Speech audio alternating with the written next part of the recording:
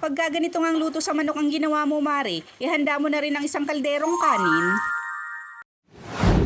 Lahat na nga ata ng luto sa manok, Mare, ay nagawa ko na, pero itong gagawin natin ngayon ay first time ko pa lang. Shish. Mas madalas kasi, Mare, ay tinola, adobo, o di naman kaya ay pritong manok ang palagi nating niluluto. Maglalagay nga ako ng saging na saba sa lulutuin ko ngayon dahil mas masarap nga ito kung meron tayong nakakain na medyo matamis para pambalanse sa alat ng niluluto nating adobo. Kaya bago ko niluto yung manok ay nagpan fry muna ako ng ilang pirasong saging na saba at isinet aside ko muna ito. Nagbawas lang ako ng mantika sa pinagprituan ko ng saging at dito ko na rin ginisa yung sibuyas at bawang. Kung meron ka ngang luya, Mare, ay pwede mo na rin itong isama sa pag-isa. Nailagay ko na nga yung manok at isinama ko na rin yung mga sangkap ng adobo. Naglagay nga ako ng pangalawang piga ng gata para dito ko palambutin yung manok. Pinakuluan ko nga lang ito, Mare, hanggang sa lumambot yung manok at mag-reduce yung tubig bago ko inilagay yung kakang gata at iminekos-mekos bago ko naman inilagay yung itinabi nating pritong saba. Inantay ko lang na maluto yung gata, Mare, bago ako naglagay ng optional na 2 pirasong in-slice na siling green.